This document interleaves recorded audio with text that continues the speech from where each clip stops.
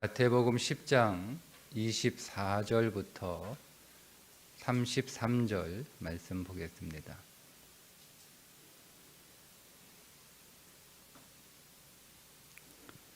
마태복음 10장 24절부터 33절입니다. 제자가 그 선생보다 또는 종이 그 상전보다 높지 못하나니 제자가 그 선생 같고 종이 그 상전 같으면 족하도다. 집주인을 바알세불이라 하였거든 하물며 그 집 사람들이랴. 그런즉 그들을 두려워하지 말라. 감추인 것이 드러나지 않을 것이 없고 숨은 것이 알려지지 않을 것이 없느니라. 내가 너희에게 어두운 데서 이르는 것을 광명한 데서 말하며 너희가 귓속말로 듣는 것을 집 위에서 전파하라. 몸은 죽여도 영혼은 능히 죽이지 못하는 자들을 두려워하지 말고 오직 몸과 영혼을 능히 지옥에 멸하실 수 있는 이를 두려워하라. 참새 2마리가 한 아사리온에 팔리지 않느냐. 그러나 너희 아버지께서 허락하지 아니하시면 그 하나도 땅에 떨어지지 아니하리라. 너희에게는 머리털까지 다 세신 바 되었나니 두려워하지 말라. 너희는 많은 참새보다 귀하니라. 누구든지 사람 앞에서 나를 시인하면 나도 하늘에 계신 내 아버지 앞에서 그를 시인할 것이요 누구든지 사람 앞에서 나를 부인하면 나도 하늘에 계신 내 아버지 앞에서 그를 부인하리라. 아멘. 26절, 24절에 제자가 그 선생보다 또는 종이 그 상전보다 높지 못하나니, 그러니 예수님의 제자가 되고자 하는 사람들은 예수님이 받으셨던 그 고난을 피할 수 없다는 뜻입니다. 스승이 고난을 받으셨으니 제자도 고난을 당연히 받을 수밖에 없는 것이다는 말씀이죠. 로마서 8장에 있는 말씀처럼 우리가 상속자이면 주의 고난도 상속받아야 한다라는 말씀과 같은 맥락의 말씀입니다. 그래서 25절에 제자가 그 선생 같고 종이 그 상전 같으면 족하다. 그러니 예수님이 고난을 받으셨던 것처럼 제자도 고난을 받으면 족하다는 거예요. 그것이 맞다, 옳다는 뜻입니다. 그래서 당시 박해를 받고 있었던 예수를 따르는 모든 그리스도인들은 그 박해받는 것이 혹시 우리가 믿음에 문제가 있어서 그런 것은 아닌가라고 하는 오해를 갖고 있었겠죠. 그래서 그런 오해 때문에 믿음이 흔들리고 있었던 사람들에게 우리가 뭘 잘못해서 박해를 받는 것이 아니라 우리의 스승이었던 예수 그리스도께서 박해를 받으셨기 때문에 우리가 박해를 당하는 것은 마땅하고 옳은 것이다 라는 말씀을 통해서 그 위로가 되는 거예요. 주님도 이 길을 가셨구나. 주님도 이런 박해를 당하셨구나 라는 것을 그들이 더 깨닫게 되는 것이고, 주님이 받으셨던 거라면 그것은 나쁜 것은 아니다. 힘든 것과 나쁜 것은 다르잖아요. 우리는 힘든 것은 보통 나쁘다라고 하는 그런 생각을 가지고 있어서 힘들면 뭐가 잘못됐다 이런 생각을 하게 됩니다. 그러나 힘든 것이 나쁜 건 아니에요. 그러니까 예수님 안에 있는 모든 것들은 다 좋은 거죠. 그러면 예수님이 사셨던 그 삶은 다 좋은 삶이에요. 그래서 예수님이 이 땅을 사시면서 많은 사람들의 인정을 받으시고 사랑받으시고 많은 사람들이 예수님을 쫓아가고 예수님을 원하고 예수님을 찾았던 것도 있지만 또 어떤 사람들은 예수님을 싫어하고 예수님을 미워하고 예수님을 대적하고 예수님을 죽이고 싶어하고 예수님을 실제로 죽였던 부분도 있잖아요. 그러니까 예수님을 좋아했던 사람들의 면만 그 예수님 안에 있는 게 아니라 예수님을 미워하고 싫어했던 면의 삶도 있었기 때문에 그 모든 것들이 다 좋은 거라는 거예요. 그러니까 예수님이 이 땅에 사셨던 모든 삶은 다 좋은 것이다. 그러니까 예수님께 악이 없다라는 말은 예수님의 삶 속에 나쁜 것이 없다는 뜻입니다. 그렇다면 예수님이 박해를 받으신 것도 힘들고 고통스러운 것이었지만 그것이 나쁜 것은 아니라는 거죠. 그것이 좋은 것이라는 거예요. 그게 내가 그리스도 안에 있다라는 말이 가지고 있는 의미예요. 우리는 그리스도 안에 있으면 나쁜 것이 하나도 없는, 악이 하나도 없는 삶이라고 생각을 해요. 맞아요. 나쁜 것이 하나도 없고 악이 하나도 없어요. 그런데 우리는 그것이 힘든 것이 하나도 없는 삶이다라고 오해를 한다는 거죠. 악이 없는 것이 힘든 것이 없는 것은 아니라는 거예요. 그러니까 우리가 예수님 안에, 예수님도 힘겨운 삶을 사셨던 것처럼 우리도 그리스도 안에 살아도 예수님이 그렇게 힘겹게 사셨던 그 삶을 우리도 동일하게 겪는 것은 잘못된 것이 아니다. 그러니까 이런 설명을 지금 마태가 해주고 있는 거예요. 그래서 그 당시 유대 그리스도인들이죠. 유대 그리스도인들 혹은 예수님을 알지 못하는 유대인들, 예수 믿는다라고 하는 것은 예수님 안에 있는 좋은 것들도 우리가 유산으로 상속받는 것이지만 모든 것을 다 상속받는 거잖아요. 그죠? 상속은 예수님 안에 있는 모든 것들을 다 상속받는 거예요. 그러니까 바울이 고백하고 있는 것처럼 좋은 것만 가려서 상속받는 게 아니라 예수님 안에 있는 모든 것들을 다 상속받는 겁니다.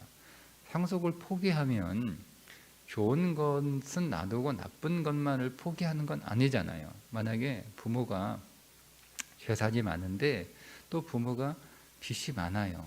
그것을 부모가 돌아가시면 자녀가 그 부모를 상속받을 때 부모의 재산만 상속받는 건 아니잖아요. 부모가 진 빚도 다 상속받는 거잖아요. 그래서 내가 상속을 포기한다라고 하는 것은 빚도 포기하고 재산도 포기한다는 뜻이지. 나는 상속을 포기하는데 부모가 진 빚만 포기하겠다. 부모는 상속받지 않겠다. 그렇게 우리나라 법이 그렇게 허용하지 않잖아요. 그죠? 상속을 포기한다 그러면 내가 부모가 진 빚도 포기하지만 상속받지 않겠지만 부모가 가진 재산도 다 상속받지 않겠다 그런 거잖아요. 뭐 세상에서도 그런데 우리가 그리스도 안에서 모든 것들을 다 상속받았다라고 하면 주님이 사셨던 그 모든 삶을 다 상속받는 거예요. 그분이 영광스럽고 또 그분이 사랑받고 그분이 존경받고 많은 사람들이 그분 곁에 있고 싶어하는 삶도 우리가 상속받는 것이지만 사람들이 예수님을 싫어하고 미워하고 대적했던 삶도 우리가 상속을 받는 거예요. 그러니 우리가 이 땅 위에서 복음 때문에 고난을 받는 것은, 즉 가시밭길을 걷는 것은 잘못된 것, 이상한 것이 아니다라는 것이죠. 오히려 우리는 내가 고난도 받아야 내가 제대로 된 믿음의 길을 가고 있는 것이구나 이렇게 생각할 수가 있는 것입니다. 26절에 보면 그런즉 그들을 두려워하지 말라. 감추인 것이 드러나지 않을 것이 없고 숨은 것이 알려지지 않을 것이 없느니라. 그래서 결국 이 땅에서는 우리가 다 알지 못해요. 우리가 믿음의 길이 지금 저도 믿음의 길이 옳다, 이 길이 맞다, 이 길이 가장 잘 사는 길이다라고 확신하고 있어요. 이 믿음의 길 외에 다른 길로 내가 걷는다면 그것은 저에게 굉장히 큰 두려움과 불안을 줄 거예요. 그런데 그렇다고 해서 믿음의 길을 걷는다고 해서 제가 늘 마음이 평안하지는 않습니다. 믿음의 길을 걷는 것도 또 두려운 거예요. 또 불안한 거예요. 이 길이 맞나, 이 길이 맞나 확신을 하면서도 불안한 거죠. 제가 그 선교하는 이제 선교사님이 그런 고민을 털어놓더라고요.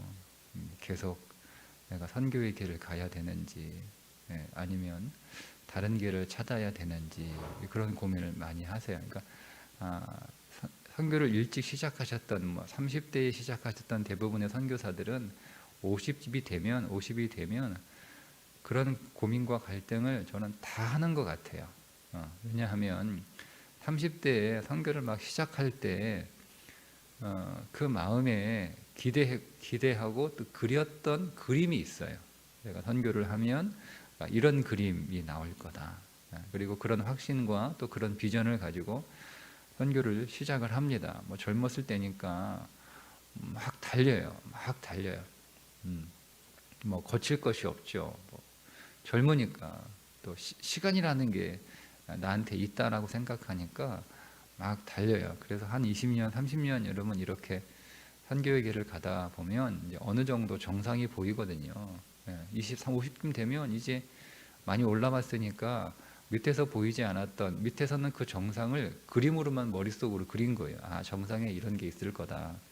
그런데 한 30년 이렇게 선교하다 보면 목회도 마찬가지죠. 정상에 이렇게 밑에서 보인단 말이에요.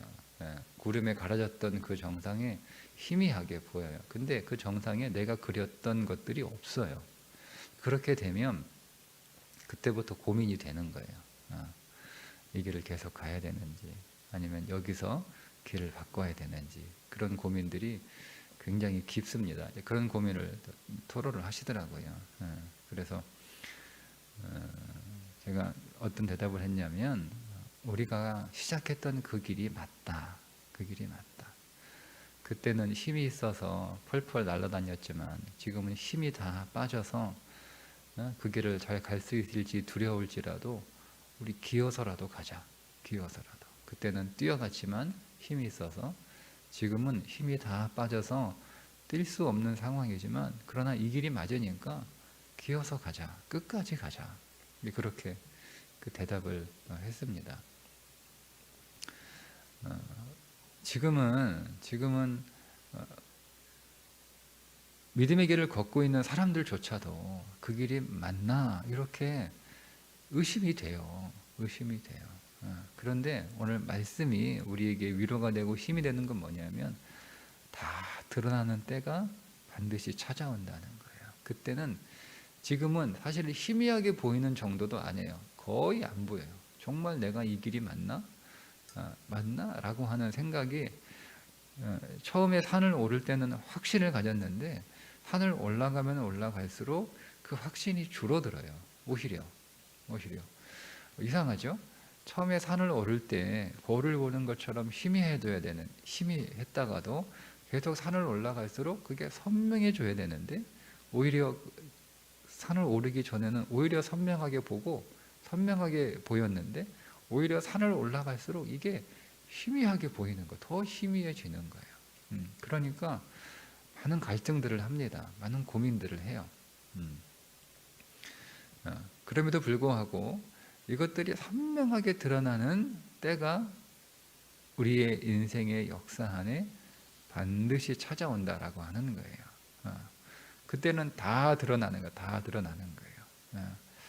믿음의 길을 걷고 있지 않으면서 자기가 잘 살고 있다고 큰 소리 치는 사람들의 삶도 다 드러나요. 믿음의 길을 걷고 있으면서 힘이 없던 사람들의 삶도, 힘없이 걸었던 사람들의 삶도 다 드러나는 거예요. 다 드러나요. 숨겨진 것이 없는 아무것. 지금은 사실 다 숨기고 살아요. 사람들은 다 감추고 삽니다. 우리가 우리 삶을 다 이렇게 드러내지 않잖아요. 내가 어떤 삶을 살고 있는지, 내가 어떤 생각을 품고 있는지, 내가 사실 교회 다니고 있지만 정말 내가 예수를 믿고 있는지, 아니면 내가 교회를 다니는데 예수를 우상처럼 믿고 있는지 우리는 몰라요. 심지어 나 자신조차도 몰라요. 나는 예수를 잘 믿고 있다고 생각하지만 사실은 내가 예수를 우상으로 믿고 있을 수도 있단 말이에요. 이게 몰라요. 우리는 잘 몰라요. 그것을 정말 진리 안에서 자신을 비추어 보고 깨달아야 되는데, 그렇지 못하고 평생을 나는 열심히 교회 다녔는데, 그렇잖아요. 예수님이 얘기하잖아요. 주님 앞에 딱 섰을 때 나는 도대체 너희들이 누군지 모르겠다, 이렇게 말씀하시는 사람들이 있다는 거잖아요. 근데 이 사람들이 깜짝 놀라요. 왜? 나는 세상에서 늘 주여 주여 이렇게 주의 이름으로 모든 걸 다 한 거예요. 주의 이름으로 귀신도 쫓고, 주의 이름도 이적도 하고, 주의 이름으로 다 한 거예요. 주의 이름으로 선교도 하고, 주의 이름으로 교회도 세우고, 주의 이름으로 교사도 하고, 다 주의 이름으로 한 거예요. 항상 내가 주님 안 찾은 날이 없어요. 그래서 나는 주님하고 매우 친하다라고 생각했던, 나는 주님을 잘 안다고 생각했던 그 사람들이 주님으로부터 청천벽력 같은 소리를 듣는 거예요. 나는 도무지 너희가 누구인지 모르겠다. 그런 소리를 듣는 사람이 있다는 거잖아요. 이 사람들이 세상에 살아가면서 주님이 나에 대해서 알까? 주님이 날 모르시겠지. 나 같은 사람은 아시겠어? 이런 생각을 갖고 산 사람들이 아니란 말이에요.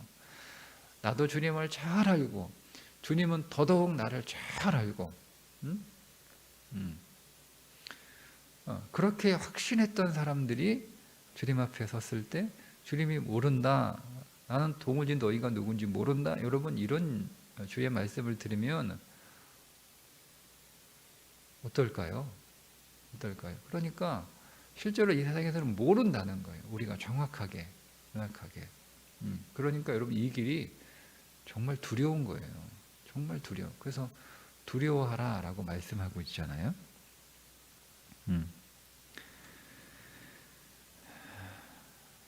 28절, 몸은 죽여도 영혼은 능히 죽이지 못하는 자들을 두려워하지 말고 오직 몸과 영혼을 능히 지옥에 멸하실 수 있는 이를 두려워하라. 하나님을 두려워하라. 그렇죠? 그러니까 나는 그분 앞에서 어떤 삶을 살고 있는가, 늘 하나님. 그러니까 말씀이 오늘 우리를 정탐하신단 말이에요. 말씀이 오늘 우리가 마태복음 10장 24절부터 33절의 말씀을 지금 우리가 읽었잖아요. 그러면 우리가 이 말씀이 내 삶을 정탐하고 있는 거예요. 쭉 정탐하시면서 내 안에 들어와서, 그래서 내가 정말 두려워하고 있는 게 무엇인가를 비추어 주시는 거죠. 정말 내가 두려워하고, 내가 불안해하고, 내가 염려하는 것은 무엇인가? 내가 사람을 두려워하고 있는가? 내가 세상을 두려워하고 있는가? 아니면 내가 하나님을 두려워하고 내가 하나님 나라를 근심하고 있는가? 이거를 말씀이 이렇게 정탐하실 때 비추어 주시잖아요. 그때 오늘 우리가 보는 거예요. 그 말씀 앞에서 한번 보는 거죠. 나의 근심과 두려움이 무엇인가를 보는 거예요. 그때 오늘 우리가 하나님 앞에 내가 정작 두려워해야 될 하나님 앞에 서는 그 시간을 내가 두려워하고 고민하고 염려하지 않고 있다면 정신 바짝 차려야 되는 거예요. 하나님, 제가 주님 앞에 서야 되는 그 시간이 제 인생 안에서 반드시 드러나고 반드시 찾아오고, 그리고 그 시간은 내가 살았던 모든 것들이 다 어느 것 하나도 감추인 것이 없이 다 드러날 텐데, 그때 주님께서 저에게 너 열심히 살았는데 헛되게 살았구나 이렇게 말씀하시면 그때 감당할 수 있을까요? 감당이 안 되는 거예요. 감당할 수 없어요. 그때 잘했다, 착하고 충성된 종아, 우리가 이런 주님의 평가를 받아야 하지 않겠어요? 그러니까 우리가 그렇게 다시 자신을 비추어 보고 내가 그 길을 가고 있는가, 두렵고 떨리는 마음으로. 그러니까 이거는 하나님을 두려워하라고 하는 말은 공포가 아니에요. 하나님을 공포스러운 존재로 두려워하라, 그런 뜻이 아니잖아요. 우리가 우리의 삶을 어떻게 살고 있는지 그것을 비추어 보는 것이 세상이 되지 말고, 그 세상은 우리에게 아무것도 해줄 수 없다는 거예요. 아무것도. 예. 우리의 몸은 죽일 수 있어도 우리의 영혼은 죽일 수 없는 그 세상은, 사실 이 말은 우리에게 아무것도 해줄 수 없다는 거죠. 세상에 우리에게 줄 수 있는 건 아무것도 없다는 것. 세상이 오늘 우리의 몸에 대해서는 어떤 영향을 줄 수 있지만, 그러나 세상이 우리의 몸에 어떤 영향을 준다 할지라도 그 몸은 어차피 썩어서 없어질 몸이니까 아무것도 아니죠. 세상에 나에게 내 몸에다가 금딱지를 붙여주든 무슨 의미가 있어요. 근데 어차피 내 몸은 썩어서 죽을 텐데. 응? 세상에 나에게 내 몸에 검은 딱지를 붙여주든 무슨 상관이 있어요. 그거 어차피 죽으면 다 끝나는 건데 아무런 의미가 없는 거잖아요. 그러니까 그런 세상을 염려하며 그 세상을 고민하며 살지 말고 내 영혼을 죽이고 살릴 수 있는 하나님 앞에서의 삶을 추구하며 염려하며 고민하며 살아가라, 이 말씀입니다. 참새 2마리가 한 아스타리온에 팔리지 않느냐. 그러나 너희 아버지께서 허락하지 아니하시면 그 하나도 땅에 떨어지지 아니하리라. 참새 2마리가 한 아스타리온은 노동자의 하루 임금이 한 데나리온이잖아요. 한 데나리온의 16분의 1입니다. 참새 2마리가 16분의 1이면 한 마리는 32분의 1이잖아요. 그러니까 값을 매기지 않는 값을, 이거 얼마짜리예요? 그냥 가져가요 하는 거예요. 그냥 가져가요, 값도 매기지 않는 그런 헐값에 그냥 줘버리는 그런 참새 한 마리도 하나님께서 허락하지 않으면 땅에 떨어지지 않는데, 하나님께서 하나님의 자녀의 삶을 왜 아무런 계획도 없이 방치하시겠냐는 거죠. 그러니까 오늘 우리의 모든 삶은 다 하나님의 계획과 섭리 안에서 진행되고 있는 거예요. 다 하나님의 뜻 가운데서 우리의 날마다 나고 빠지고 자라는 머리털 하나까지 다 섬세하게 세시는 분이 하나님이신데, 우리가 무엇 때문에 고난당하고 무엇 때문에 박해당하고 우리가 무엇 때문에 힘들어하고 우리가 무엇 때문에 울고 무엇 때문에 낙심하는지 하나님은 다 아신다는 거예요. 주님은 다 아신다는 거죠. 주님은 다 보고 계신다는 거예요. 그러니까 내 인생에서 일어나고 있는 이 모든 것들은 하나도 버릴 것이 없다라고 믿으며 하나님이 내게 주신 것인 줄 알고, 하나님이 내게 주시는 건 나쁜 게 없거든요. 그러니까 내가 당하는 고난과 박해도 하나님이 내게 주신 것이라면 좋은 거잖아요. 그러니까 감사하는 거예요. 그러니까 범사에 감사하라, 여러분, 이 말씀은 우리 안에 있는 좋은 것들을 찾아서 늘 그 감사를 해라는 초보적인 의미에서 그 범사의 의미를 깨닫는 거죠. 모든 것이 다 주께로부터 오신 거구나. 그러니 내가 내 인생에서 겪게 되는 모든 것들은 다 좋은 것이구나. 다 좋은 것이구나. 다 감사하신 것이구나. 거기까지 가야 되는 거죠. 그게 하나님의 사랑을 진실로 믿는 거예요. 자녀가 엄마 아빠가 나 사랑해 라고 할 때, 부모가 나에게 좋은 것을 해줄 때만 엄마 아빠가 나 사랑해 이렇게 말하고, 엄마 아빠가 나에게 내가 하기 싫은 일, 내게 힘든 일을 요구하고 또 그 안으로 우리를 던져 넣을 때 엄마 아빠는 나를 미워하나 봐, 이렇게 하는 건 엄마 아빠의 사랑을 신뢰하지 않는 거잖아요.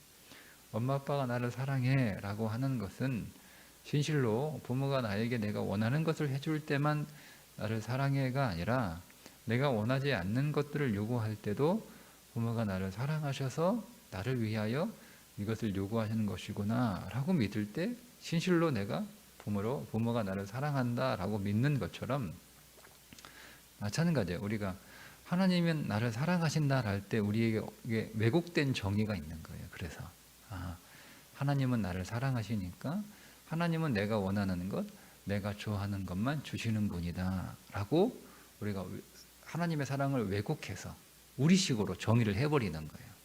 그러니까 하나님이 나에게 내가 원하는 것을 주실 때만 막 하나님 좋다고 막 하나님께 박수 보내다가 내가 원하지 않는 것들, 내가 싫어하는 것들이 내 인생에서 일어나게 되면 어떻게 하나님은 나한테 이러실 수 있어요? 라고 얘기하는 거죠.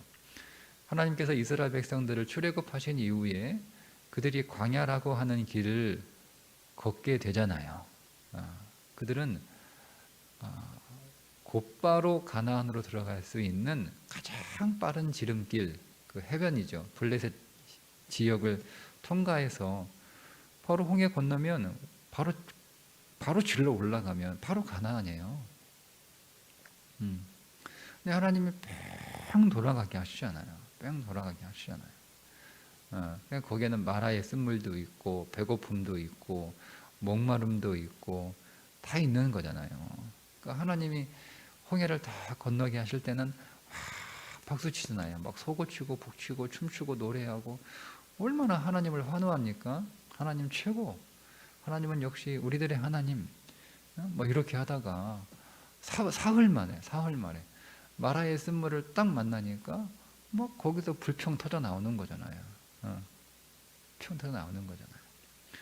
그걸 사랑이라고 성경은 얘기하지 않잖아요. 그러니까 우리는 늘 그러니까 이스라엘 백성들이 왜곡된 하나님에 대한 정의를 갖고 그 광야를 걸었던 것처럼 우리도 하나님의 사랑에 대한 왜곡된 정의를 갖고 있어요.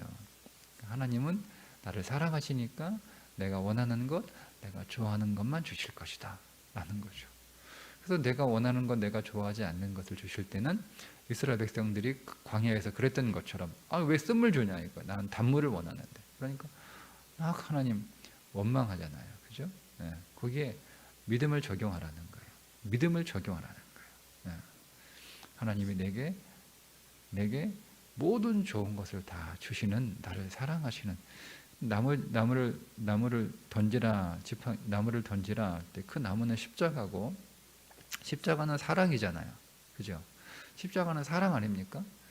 사랑을 적용하라는 거예요. 그럼 이 쓴물이 사실은 내 입맛에는 쓴 거지만 내 몸에는 이로운 것이구나, 내 영혼에는 유익한 것이구나, 주님이 나를 사랑하시니까 이것을 내게 주신 것이기에 지금 내 입맛에는 쓰지만 내 영혼에는 궁극적으로 유익한 것이구나 라고 믿을 때 그게 우리에게 단물이 되는 거예요.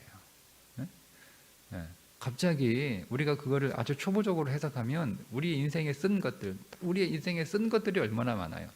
우리의 질병도 인생에 쓴 것이고, 우리 안에 잘 풀리지 않는 일들도 우리 인생에 쓴 거잖아요. 그러면 이것이 십자가를 적용하면 뭐 갑자기 몸이 낫는다던가 아니면 일이 갑자기 잘 풀린다던가 그걸 우리는 우리식으로 그렇게 해석을 하는 거예요.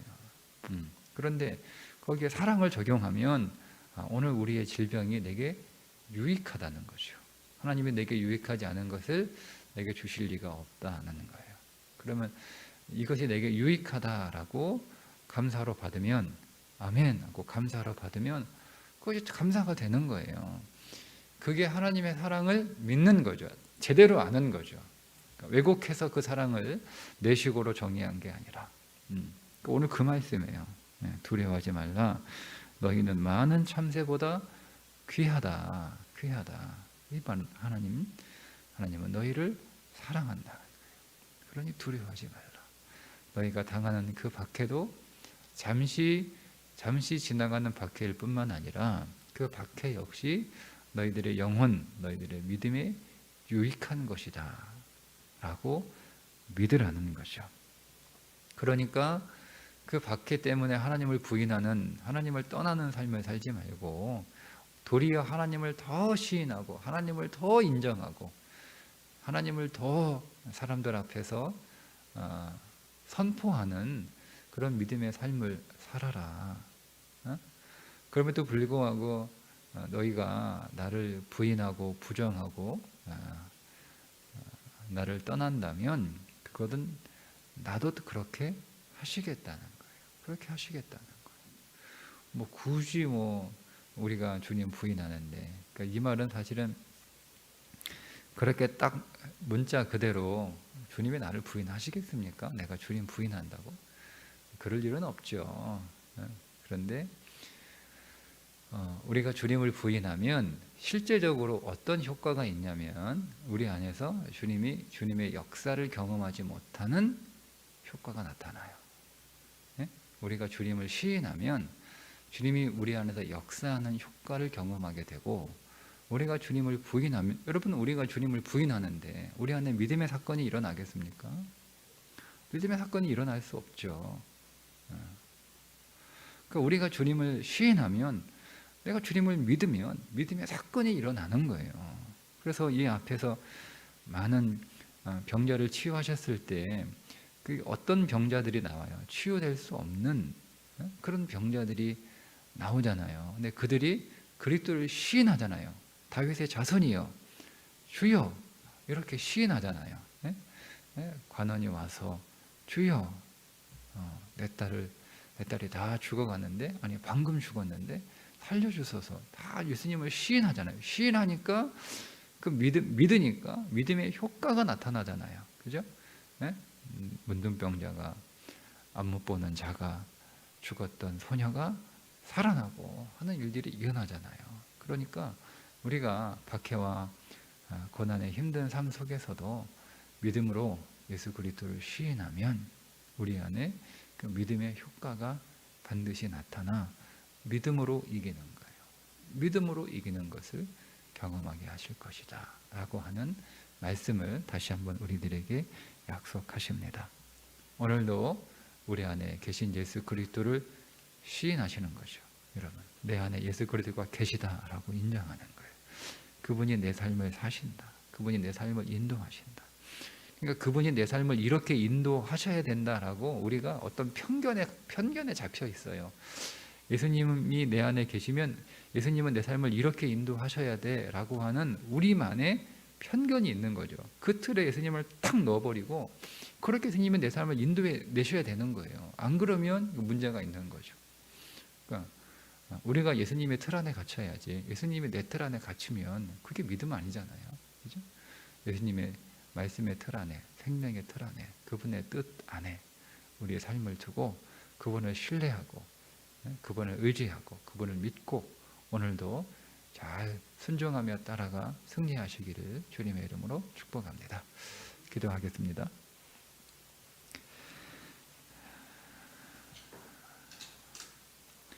하나님 아버지, 오늘도 우리에게 주어진 삶은 주께서 우리를 사랑하셔서 우리에게 허락하신 우리의 영혼에 궁극적으로 유익한 삶인 것을 믿습니다. 우리가 만나는 사건, 우리가 처하는 상황, 우리가 만나는 사람, 모든 것들을 통해서 우리를 위하여 일하시는 예수 그리스도를 볼 수 있고 그 그리스도를 만날 수 있고 그 그리스도를 더 많이 소유할 수 있는 믿음의 날이 되게 해 주옵소서. 예수님의 이름으로 기도드리옵나이다. 아멘.